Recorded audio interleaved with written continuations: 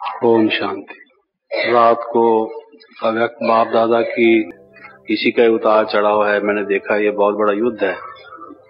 बाबा ने कहा कि लगता जब सुनते हैं, एक मुरली में कहा था परसों, तब तो लगता है कि बात ठीक है और सहज है, हम करेंगे लेकिन बाद में क्या होता है, उस वक्त सहज लगता है, जब करने उतरते हैं तो कठिन लगता है। और फिर उतरना भी सागर के तल पर है। जैसे बाबा ने कहा कि गुणों के सागर के तल पर पहुंच जाओ और वहां पर रतन लो, तो वो तो जो पूरा तैराक हो वो उतनी गहराई तक उतरे जो साहस करे।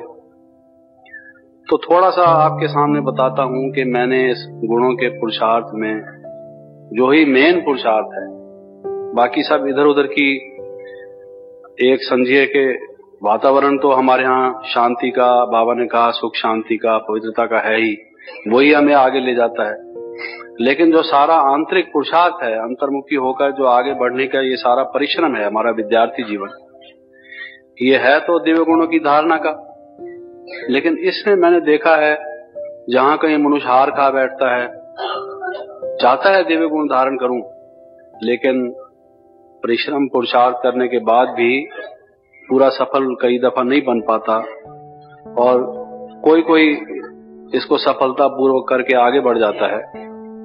उसके कुछ मूल कारण होते हैं। उसको अगर हम पूरी तरह से समझ जाएं और समझने के बाद अगर वो हमें स्थिर हो जाए, बहुत दफा हम बात को समझते भी हैं, वक्त पर वो बात बुद्धि से हमारे खिसक जाती है। बाबा कहते हैं कि ये ज्ञान पारे की तरह से है, हथेली पर जैसे पारे को रखो तो खिसकता है, ऐसे ही कई दफा वो बात खिसक जाती है। तो सिर्फ समझना ही काफी नहीं, उस समझ को बनाए रखना, उसकी स्मृति को एक सदा के लिए स्थायी बना देना भी जरूरी है। लेकिन वो बातें कौन सी हैं जिनसे इन गुणों की धारणा या उनकी ना धारणा दोनों का संबंध है? मैं ये समझता हूं इस अनुभव से कि एक चीज तो हम जो कई बार भूल जाते हैं इस गुणों की धारणा में, वो है कर्म सिद्धांत, लॉ ऑफ कर्मा, कर्म की थ्योरी जिसको कहा जाता है। और वो तो बहुत बड़ी थ्योरी है, कर्म का सिद्धांत तो बहुत बड़ा है। आप कहेंगे कर्म कर्म कर्म तो हमने समझ रखा है, उसकी बात मैं अभी नहीं कर रहा। सबसे बड़ी बात उसमें एक ये भी है कि Karma is its own reward. कर्म स्वयं ही अपने में एक फल है। हम कई दफा कर्म का फल चाहते हैं कि हमने काम किया, फल तो निकला नहीं। इस आदमी के साथ मैंने अच्छा व्यवहार किया, लेकिन नतीजा तो ये हुआ कि आज ये आदमी मेरे से दुश्मनी करता है।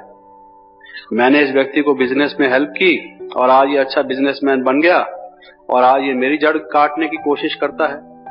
उस वक्त हम में द्वेष आ जाता है, घृणा आ जाती है, बदले की भावना आ जाती है।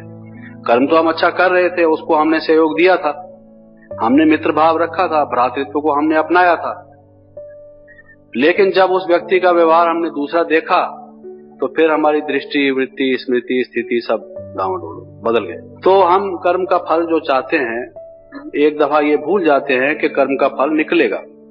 आपने देखा, जो बहन भाई व्यक्तिगत रूप से मिल रहे थे, एक भाई को बाबा कह रहे थे कि तुम कई दफा कर्म का जल्दी फल चाहते हो, समझते हो कि अभी अभी इसका फल निकला है, लेकिन किसी किसी कर्म का फल निकलने में समय लगता है, थोड़ा धीरे धरा करो।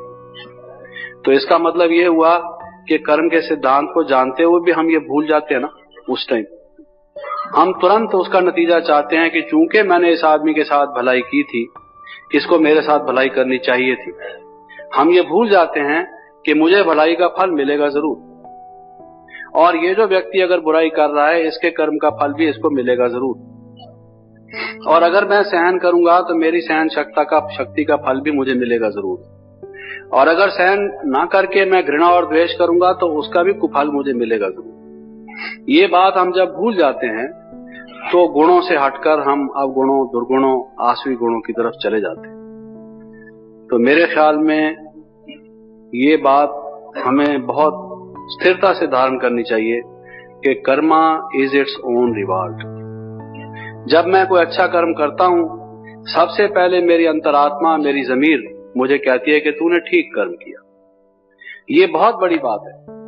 एक मनुष्य को शांति होती है जब वो किसी प्यासे आदमी को पानी पिलाता है, उसकी किसी ने सराहना की या ना की, और जिसको उसने पानी पिलाया उसने धन्यवाद शब्द बोला या ना बोला।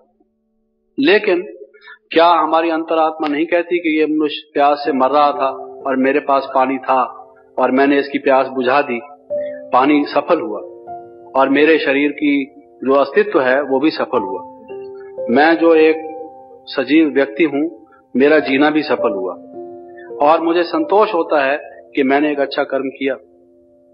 इस बात को जब हम भूल जाते हैं और ये हम समझते हैं कि हमें फल मिले, सबके देखते हुए फल मिले, सब लोग कहें कि हाँ इसने अच्छा काम किया था इसलिए इसको ये फल मिला, ये जो चीजें हम एक्सपेक्ट करते हैं उससे हम गुण धारण नहीं कर पाते। तो इसलिए अगर हमें ये मालूम रहे कि संसार चाहे कुछ भी कहे, ब्रह्मा कुमारी संस्था खराब है, तुम वहां क्यों जाते हो, लेकिन हम अगर ये समझते हैं कि अच्छी संस्था है, अच्छी शिक्षा दी जाती है, मैं इससे अच्छा बन रहा हूं, दिन ब दिन मेरे में सद्गुण आ रहे हैं, उसका कहना उसके साथ है, मेरी धारणा मेरे साथ है।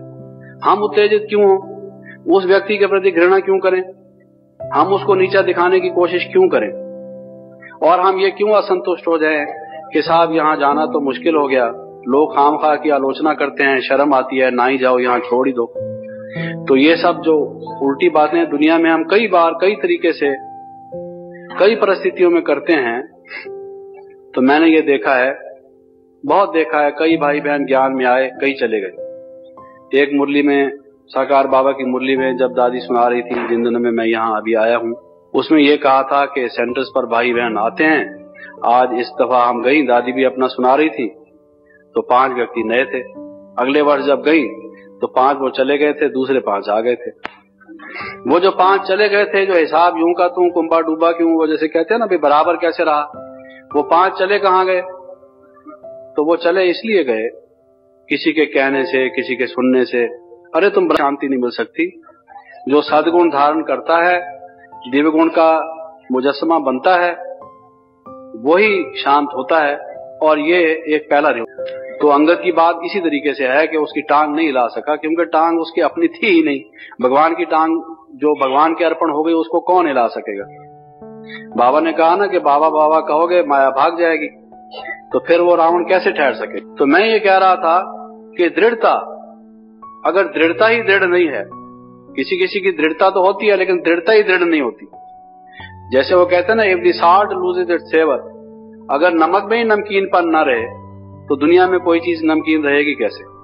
सारा जो भोजन हम बनाते हैं उसमें नमक डाल के ही तो नमकीन टेस्ट बनाते हैं, और नमक में ही नमकीनियत चली जाए तो फिर हमारा खाना जो है वो नमकीन बनेगा कैसे। अगर दृढ़ता में ही दृढ़ता ना हो तो फिर दृढ़ता गुणी क्या रहा। हम कहते हैं हाँ जी हमने बड़ी दृढ़ता से विचार किया है, अब तो हम दृढ़ता धारण करेंगे, लेकिन दृढ़ता धारण करने में भी पहले दृढ़ता की जरूरत है।